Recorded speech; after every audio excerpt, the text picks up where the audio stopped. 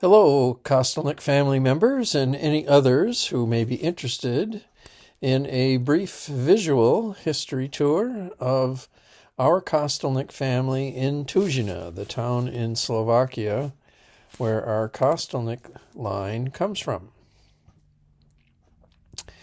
To help orient you geographically with the region we're talking about, here's a map showing Central Europe, and if you look at the left, you might see the city of Munich there, so Germany. On the left of this map, as you move eastward to the right, you pass through Austria. You get to eastern Austria where you see Vienna, and then immediately to the right, you would cross into the border of Slovakia. You see the town of Bratislava there. To the right of that, you see a little town called Nitra, and this means you're getting close to the region where Tuzina is. And just diagonally upper right from Nitra is the general region where Tuzina is located. Let me show you another map with some more detail. So we're in that region just a little bit northeast of Nitra, and I circled the two town names of interest to us in this presentation. Tuzina up top, that's its Slovak name, of course, and its German name was Schmietzau, and so you'll probably hear me alternating between Tuzina and Schmietzau as I speak. I also circled the town of Bojnica. The German name for it was Weinitz, and that was the ruling location for the ruling class over the villages in this area, including our town of Tuzina. So let's take a look at Tuzina. Here I am. This set of photographs comes from the trip that Janet and I took in late August and early September of 2023. The village of Tuzina now hosts about 1,200 inhabitants. Prior to World War II, there were as many as 4,000 residents of the town. And in those years, they were largely German-speaking and German background, not very many Slovaks living in the town. Nowadays, the situation is quite different. Virtually all Slovak people living in the town, and not that many left who either speak German or are of German background. The centerpiece of the town is really the church structure, I would say, and you see it in the left picture there. From this vantage point, we're looking at it from the north, looking southward down the main street of Tuzina. And if you face the other direction, then you get the view on the right, looking northward on this main road.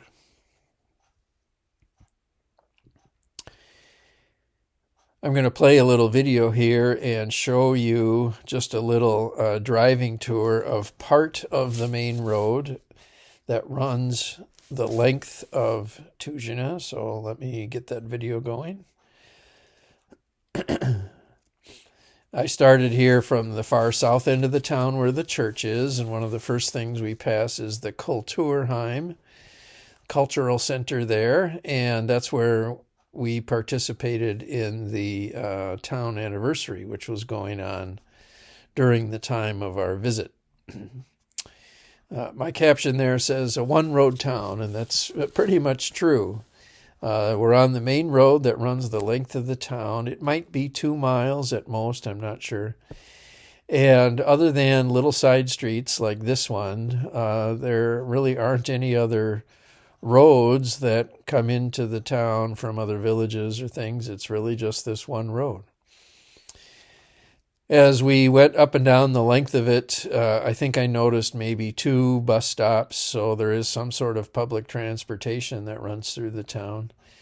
Otherwise, what you see is homes and simple structures like this, And that pretty much describes the town of Schmitzau, of Tuzina.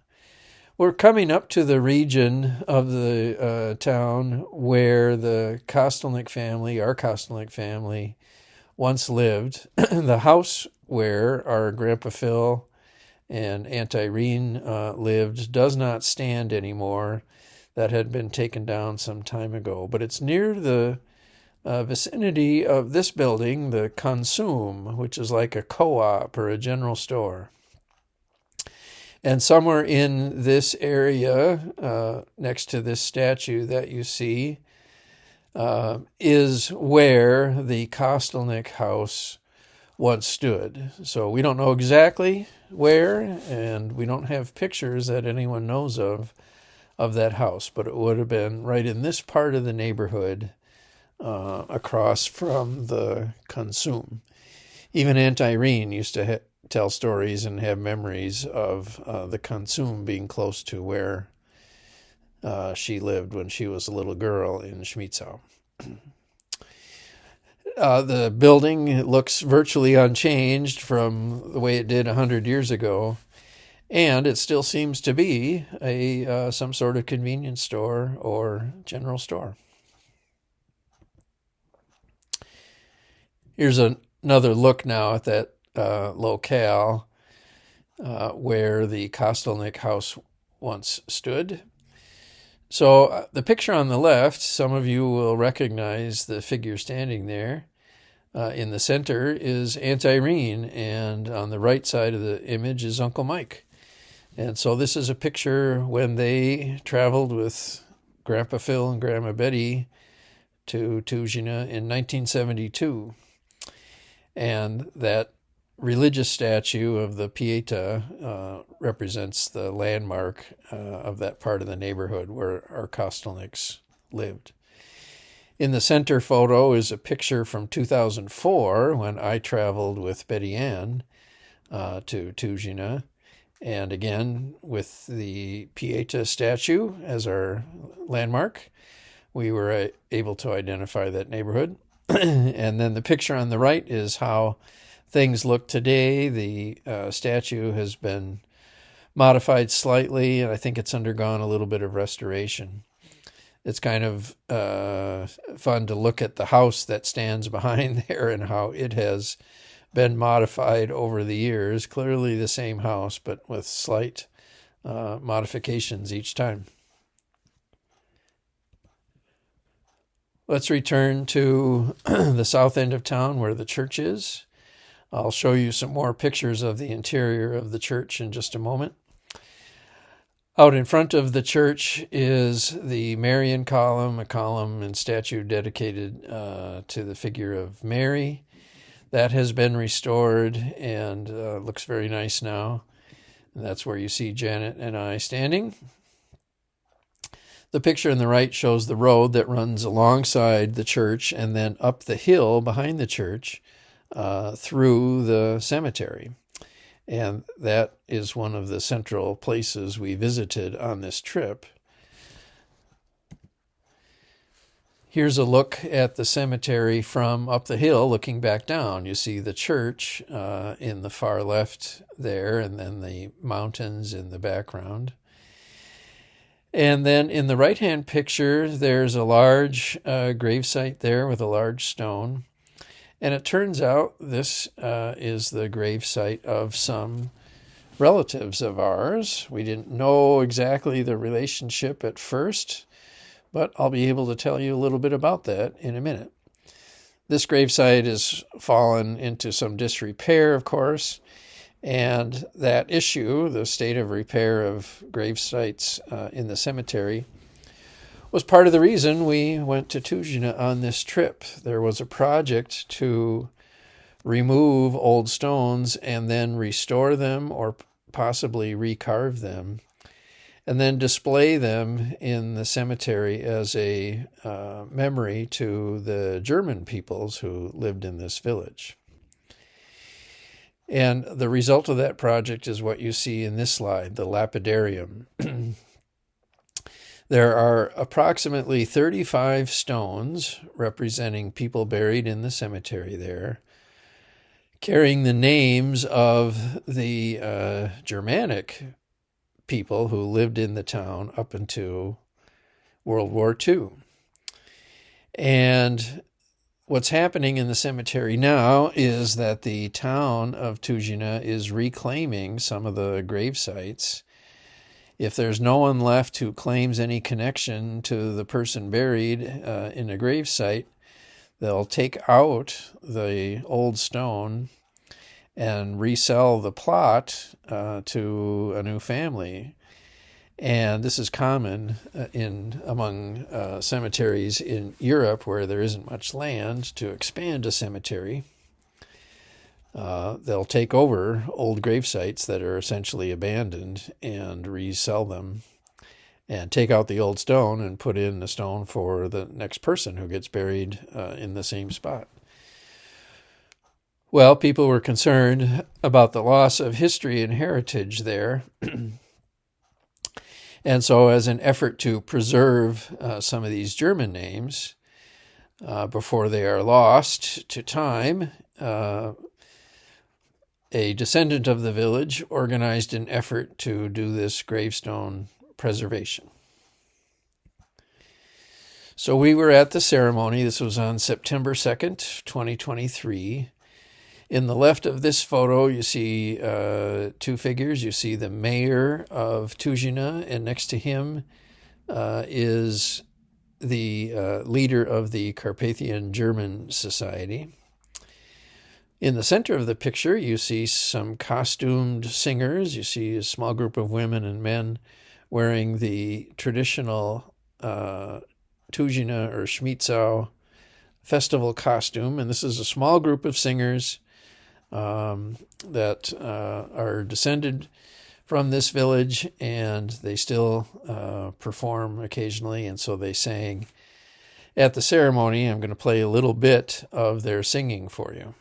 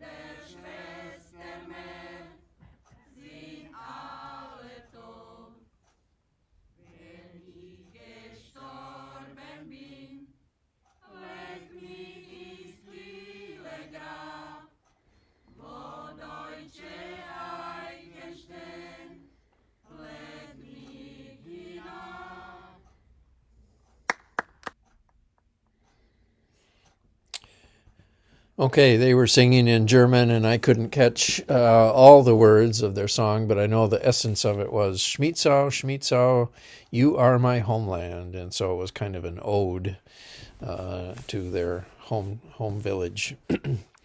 So here's a little bit of a look at some of the stones. At the left, I'm standing next to a stone with a name that will be familiar to some of us. It's a Georg Greshner, and at the moment we weren't sure whether or how Georg Greshner here might have been connected to our family, but I did a little digging and found that he is a somewhat distant relative of our Greshners. In the middle photo is a picture of another restored stone that has the name Kostolnik on it. This is an Anna Kostolnik. Her maiden name was Kostolnik. Her married name was Anna Mendel. And again, was not quite sure how she might fit into our family, but I was able to track down the dates, their birth date and death date, and find that she is, in fact, a relation of ours. And then the picture on the right just shows some more of the stones. Now, just to help everybody get oriented again, especially the younger generations, I want to show just 3 generations of the Kostolnik name here.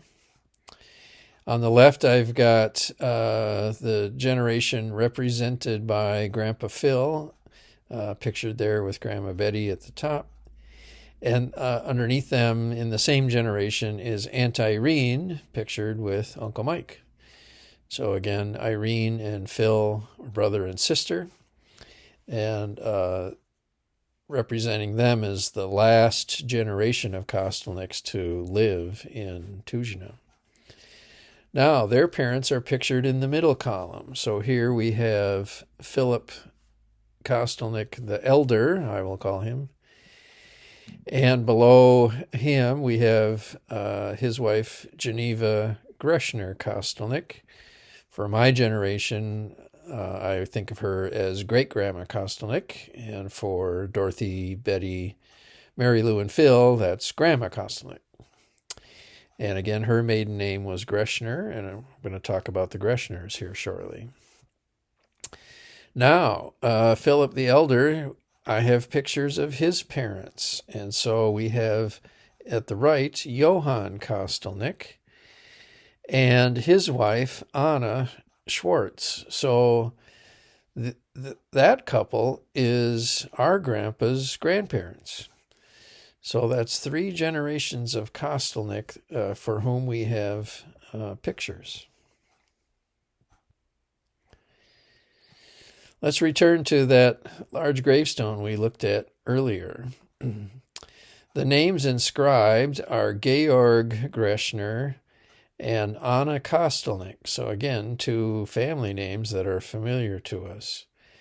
Anna Kostolnik, pictured here on the left. This is the sister of Philip the Elder. So our Grandpa Phil and our Aunt Irene, this would be her aunt and uncle.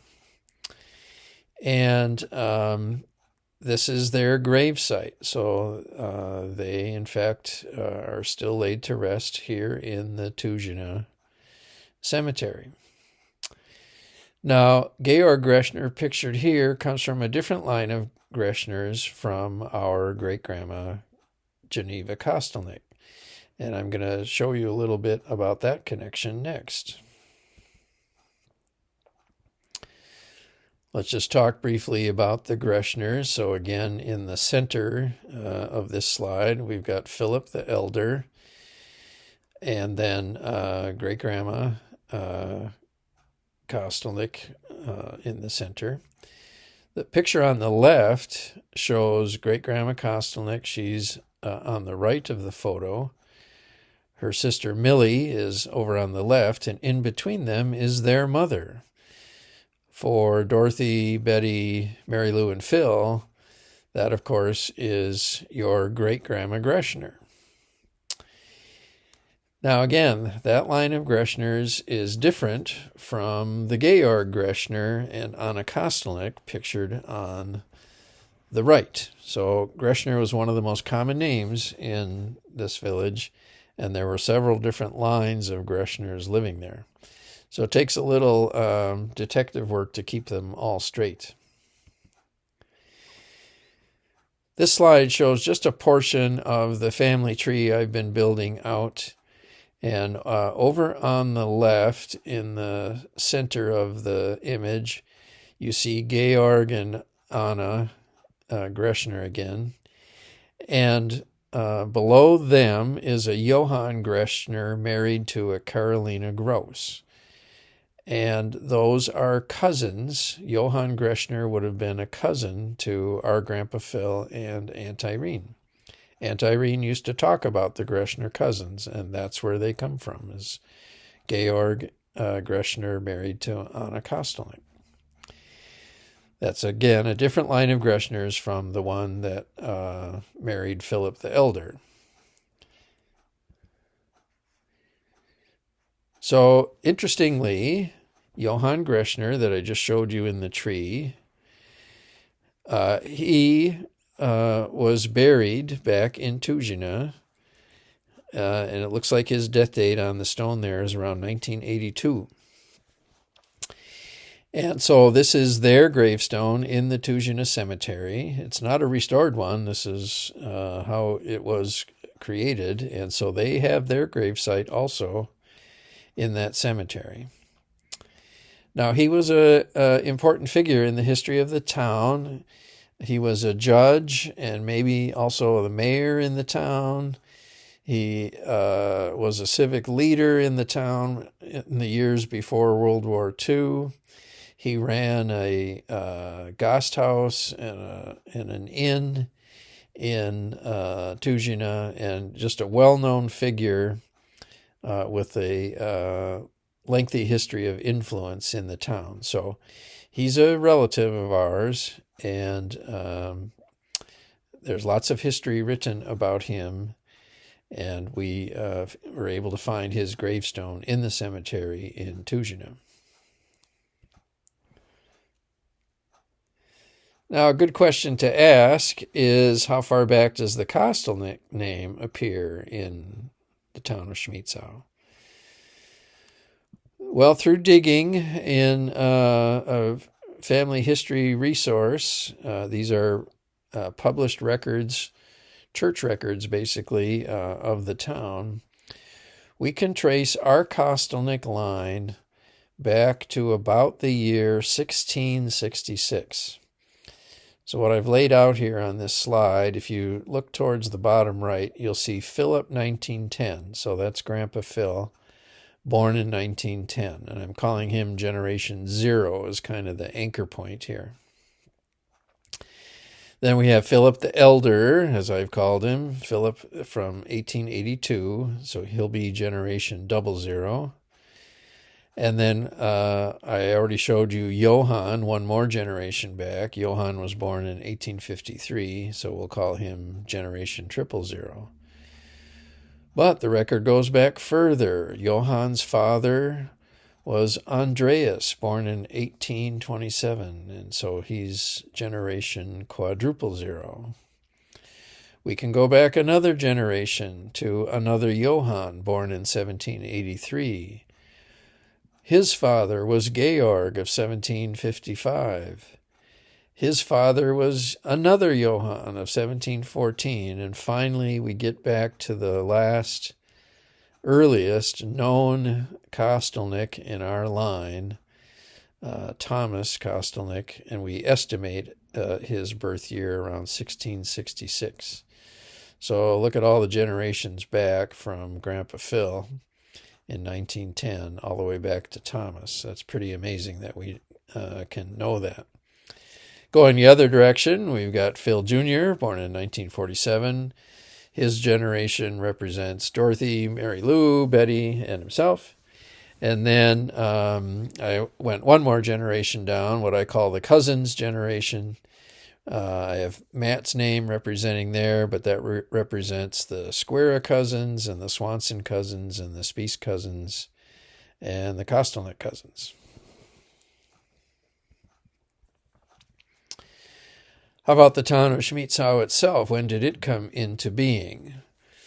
Well, I was rereading the history book of the town, and the book states that it's possible that this region of Slovakia was settled by Germans coming from Germany, or more specifically Prussia, as early as the year 1345. Now, that's a bit of speculation.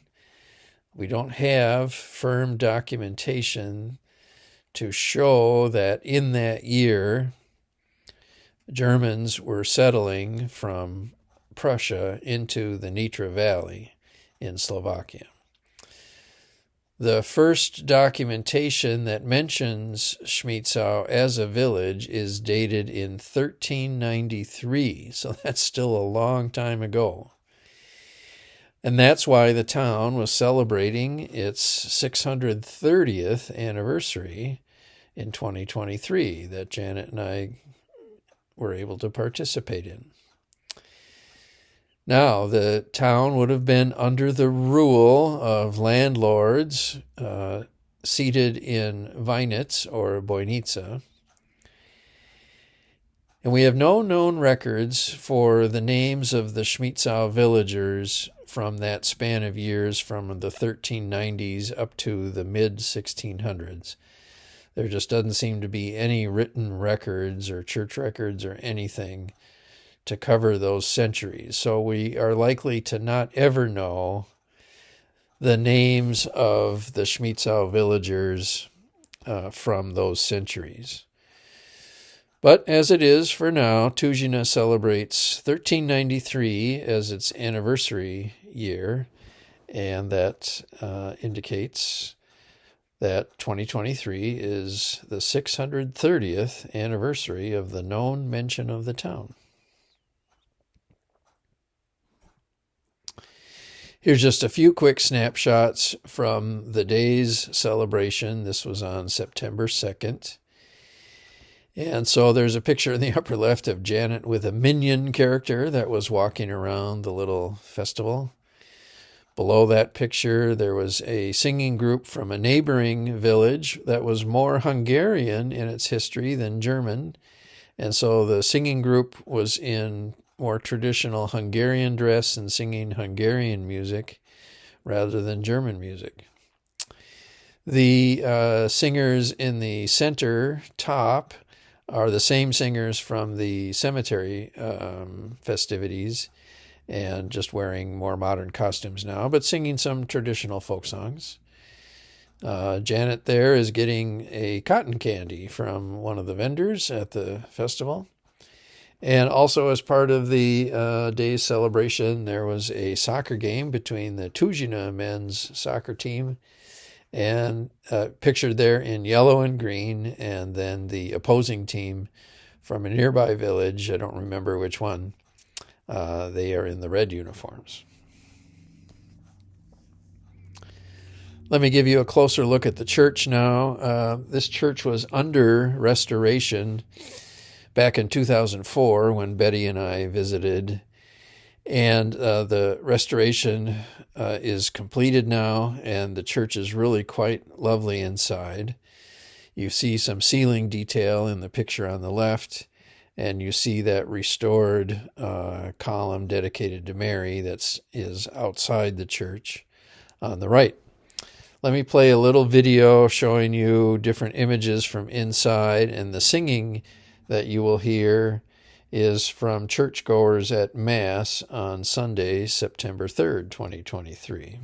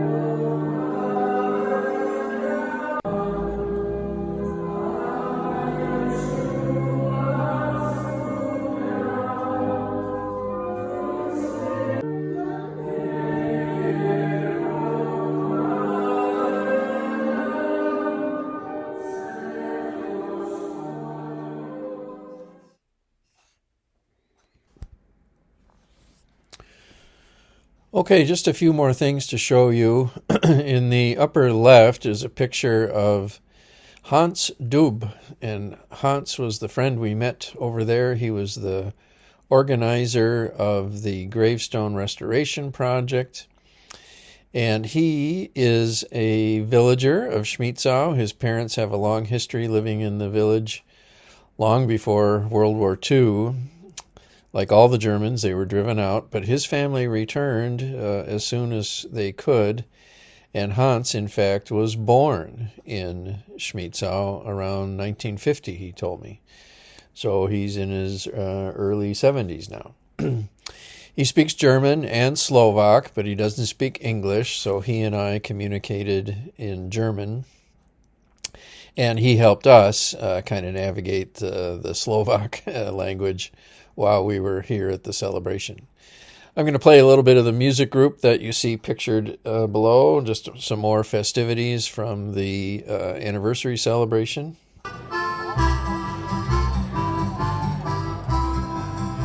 Sie tanzten damals Polka auf dem Manöverball, hielt sie in den Armen zum allerersten Mal. Im Park bei hellem Mondenschein hat sie heiß geküsst, dann sang sie ihm ein Liedchen, das kein Husar vergisst.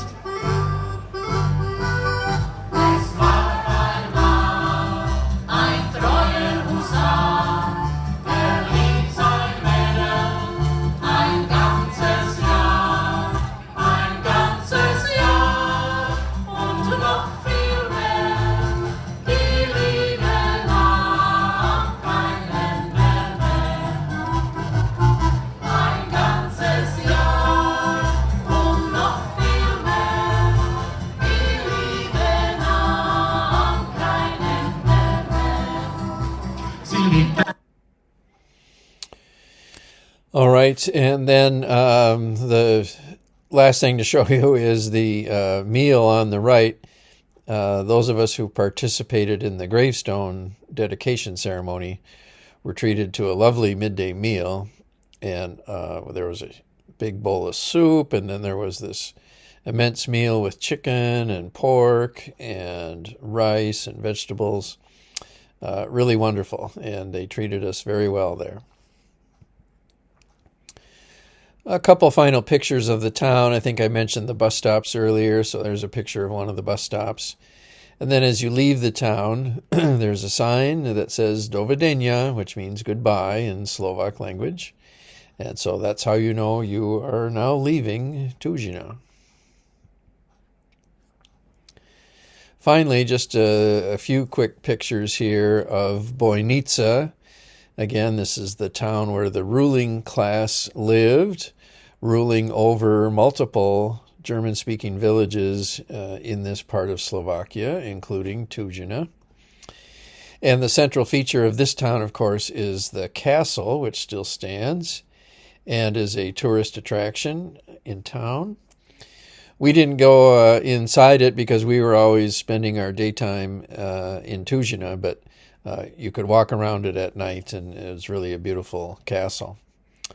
This would be the town you would likely book lodging in if you go to visit Tuzina someday. And they have a number of nice hotels there and shops and whatnot. So lovely tourist attraction in central Slovakia. I hope you've enjoyed this brief tour of Tuzina and a little bit of the history of the Kostolniks in our line and their history in the village. If you have questions about anything you saw or heard here, I hope you'll reach out to me and I'll do my best to answer them. Thank you very much.